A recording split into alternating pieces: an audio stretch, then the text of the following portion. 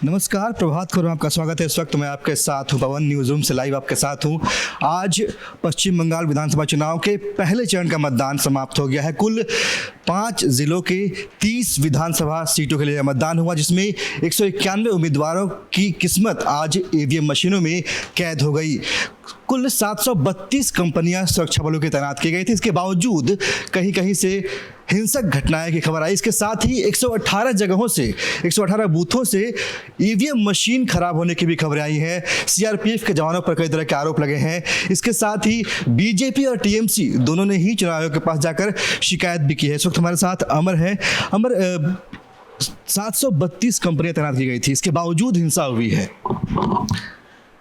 इस चुनाव में चुनाव आयोग ने पहले ही कहा था कि जो कंपनियां हैं वो रहेंगी बूथ के पास, और बाहर जो भी सुरक्षा व्यवस्था, कानून व्यवस्था की देखभाल पुलिस के हाथों में थी। पुलिस का किस प्रकार डिप्लॉयमेंट हुआ है, यह एक सवाल खड़ा करता है कि पुलिस कहाँ थी जब इस प्रकार की हिंसा की घटनाएं, क्योंकि बूथ पर किसी प्रकार की घटना नहीं हुई है। जितनी भी घटनाएं हुई हैं वो सब बाहर रास्ते पर हुई हैं, चाहे आगजनी की घटना हो या मारपीट की घटना हो। तो पुलिस कहाँ थी, ये एक सवाल है। फिर आरोप जो है वो तो सीआरपीएफ के जवानों पर लग रहा है। टीएमसी वाले ये कह रहे हैं कि कई जगहों से खबरें आई हैं कि सीआरपीएफ के जवान हैं वो जो वोटर्स हैं उन्हें प्रेरित कर रहे हैं, उन्हें इन्फ्लुएंस कर रहे हैं कि आप बीजेपी के लिए वोट करें। ऐसा आरोप फिर क्यों आ रहा है? अब पार्टी है, पार्टी किसी के ऊपर आरोप लगा ही सकती है। इसकी जांच होनी चाहिए। जो जांच रिपोर्ट आएगी उसके बाद ही इस पर कुछ कहा जाएगा। वोटिंग परसेंट की बात करते हैं, लगभग 80% से अधिक वोटिंग इस बार भी हुई इतनी हिंसा के बावजूद। बंगाल में हमेशा ही ये रहा है कि लोग यहाँ पर चुनाव को एक उत्सव मानते हैं। तो इस बार जो वोटिंग आई है ये बंगाल के अनुरूप ही है। यहाँ पर वोटिंग हमेशा ही अच्छा। कुल मिलाकर 80% से अधिक इस बार वोटिंग हुई है, और जैसा कि अमर ने कहा ये यहाँ का ट्रेंड रहा है कि 80% से अधिक वोटिंग यहाँ पर होती है। इसके साथ ही बात करेंगे ममता बनर्जी की। ममता बनर्जी आज खड़गपुर में थी, वहाँ पर उन्होंने पीएम मोदी पर निशाना साधा। पीएम मोदी इस वक्त बांग्लादेश में है। बांग्लादेश दौरे को लेकर उन्होंने कहा कि पीएम मोदी वहां वोट की ब्रांडिंग करने गए हैं, वोट की मार्केटिंग करने गए हैं। इस तरीके से फिरहाद हकीम जो शहरी विकास मंत्री हैं टीएमसी सरकार के, उन्होंने भी आज कहा कि जिस तरीके से ममता बनर्जी ने शंका जताई थी, आशंका व्यक्त की थी कि ईवीएम में गड़बड़ी हो सकती है, बीजेपी वाले गड़बड़ी कर सकते हैं, ऐसी आशंका जो है मुख्यमंत्री की वो सच साबित हुई है, ऐसा उन्होंने आरोप लगाया है। हालांकि जिस तरीके से खबरें आई, कई जगह से ऐसी खबरें आई हैं कि ईवीएम में गड़बड़ी हुई है, और ये आरोप जो है वो टीएमसी समर्थकों ने, टीएमसी के कार्यकर्ताओं ने लगाया है। इस वक्त हमारे साथ प्रभात खबर कोलकाता के वरिष्ठ पत्रकार हैं। इनसे जानते हैं कि आज जो चुनाव हुआ है 30 विधानसभा सीटों के लिए, उसे वो किस तरीके से देखते हैं, उनका आकलन क्या है आज का?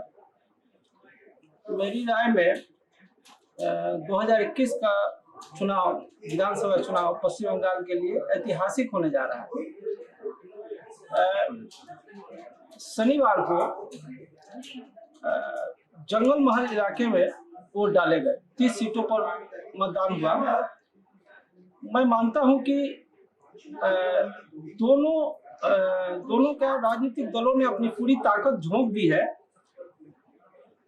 लेकिन ये जो शनिवार को जो वोट डाले गए, इसमें महिला मतदाताओं में जिस तरह उत्साह देखा गया है, तृणमूल कांग्रेस की तरफ झुकाव बढ़ सकता है।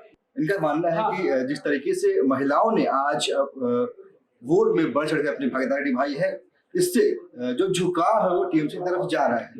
लेकिन रिजल्ट जो है वो 2 मई को आएगा। इसके बाद इनका आकलन सच है या झूठ ये पता चल पाएगा। लेकिन आप जिस तरीके से कह रहे हैं कि महिलाओं का झुकाव टीएमसी की तरफ ज्यादा जा रहा है, लेकिन अगर घोषणा पत्र देखिए, संकल्प पत्र बीजेपी का, टीएमसी का घोषणा पत्र, दोनों ने ही महिलाओं को लुभाने के लिए काफी प्रयास किए। पिछले 5 वर्षों में या यूँ कहें 10 वर्षों में ममता बनर्जी का ध्यान महिलाओं के प्रति कुछ झुकाव ज्यादा है। इसके उदाहरण के तौर पर हम देख सकते हैं कि कन्याश्री एक योजना है, रूपाश्री एक योजना है, ये सब महिला केंद्रित योजनाएं हैं। और इस चुनाव में मैं जिससे भी बात की है, और आप बात कर सकते हैं, देख सकते हैं कि लोग रूपाश्री और कन्याश्री की बात जरूर करते हैं। कन्याश्री में छात्रवृत्ति है, फिर 12वीं करने के बाद उनको 25,000 रुपये मिलते हैं। तो ये जो साल दर साल योजनाएं चलती आ रही है, इसका कहीं ना कहीं मुझे लगता है कि इस चुनाव में असर दिखाएगा। इसे इन योजनाओं का ममता बनर्जी के पक्ष में कुछ झुकाव हो सकता है, मतदाताओं का झुकाव हो सकता है, खास करके महिला मतदाता टीएमसी की तरफ रुख कर सकती है। योजनाएं तो बीजेपी के पास भी है। महिला केंद्रित योजनाएं, अभी सबसे बड़ी बात है कि योजना तो बता रही है, भाजपा बता रही है, लेकिन उनका क्रियान्वयन अभी लोगों में पहुंचा नहीं है। तो मतदाता जो हैं वो अभी उससे वाकिफ नहीं है कि उनका परिणाम क्या होगा। जबकि तृणमूल की जो योजनाएं हैं उससे वो लाभान्वित हुई हैं। तो इसी से ममता बनर्जी अपने सभाओं में भी महिला से जुड़ी योजनाएं जरूर बता रहे हैं। चलिए, धन्यवाद। तो उन्होंने बताया कि जो महिला वोटर्स हैं वो टीएमसी की तरफ जा सकते हैं, उनका झुकाव टीएमसी की तरफ ज्यादा है।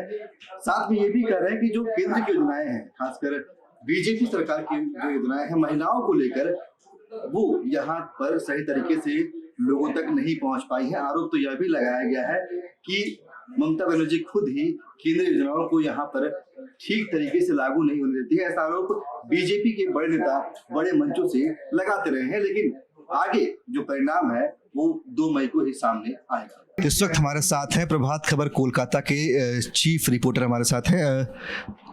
आज एक ऑडियो टेप वायरल हुआ है ममता बनर्जी का, उस बारे में क्या कहेंगे कि काफ़ी कुछ निर्भर करता है आगे? जी, इस ऑडियो टेप ने यहाँ की राजनीति में काफ़ी बवाल मचा दिया है, क्योंकि जैसा कि आप जानते हैं नंदीग्राम काफ़ी हॉट सीट है। ममता बनर्जी यहाँ लड़ रही हैं, उनके पूर्व सिपह सालार जो भी भाजपा में चले गए शुभेंदु अधिकारी, वो उनके खिलाफ हैं। तो काफ़ी कांटे की टक्कर मानी जा रही है। इस बीच ममता का ऑडियो टेप आना, वैसे हम ये नहीं जानते हैं कि वो टेप कितना सच है, लेकिन जो बात सामने दिख रही है उनका टेप आना, तो ये साबित करता है कि लड़ाई कहीं ना कहीं ममता बनर्जी के लिए कठिन हो रही है, क्योंकि वो एक भाजपा नेता से मदद मांग रही हैं, जो वैसे भाजपा नेता जो पहले तृणमूल में थे। और तृणमूल की ओर से भी इस टेप का पूरी तरह से खंडन नहीं किया गया है, प्रामाणिकता पर सवाल जरूर उठाए गए हैं, लेकिन ये कहा गया है कि भाई अगर ममता बनर्जी टीएमसी के पूर्व नेता से बात करती हैं तो इसमें गलत क्या है, इसमें कोई गलती नहीं है। लेकिन कहीं ना कहीं एक डर तो दिखता जरूर है, इतना जरूर ये कहना चाहूँगा। मतलब अब ऑडियो टेप की सियासत भी शुरू हो जाएगी? जी ज़रूर, चूँकि अब ये एक ऑडियो टेप आया है तो हो सकता है कि तृणमूल की तरफ से भी कुछ ऑपरेशन वगैरह कुछ किया जाए, लेकिन कुछ कहा नहीं जा सकता। लेकिन ये टेप तो काफ़ी बवाल मचाएगा आने वाले दिनों में। इस चुनाव में एक मुद्दा भी बन सकता है। भाजपा भी इसे लेकर चुनाव आयोग के पास भी गई है, उसने बाकायदा प्रेस कॉन्फ्रेंस भी किया है। तो भाजपा तो इस मुद्दे को उछालेगी ही, इसमें कोई शक नहीं है। तृणमूल कैसे इसका बचाव करती है वो देखा जाना है। जी हाँ, तृणमूल से बचाव कैसे करती है वो देखने वाली बात है, क्योंकि कहीं ना कहीं जिस तरीके से ऑडियो टेप वायरल हुआ है, और अभी जो चीफ रिपोर्टर हमारे वो कह रहे थे कि मुश्किल बढ़ सकती है ममता बनर्जी की, और इससे यही लग रहा है कि अगर ममता बनर्जी टीएमसी का पूर्व नेता से बात करती है, इसमें बुराई क्या है, लेकिन जो बातचीत होती है वो बड़ी अहम होती है।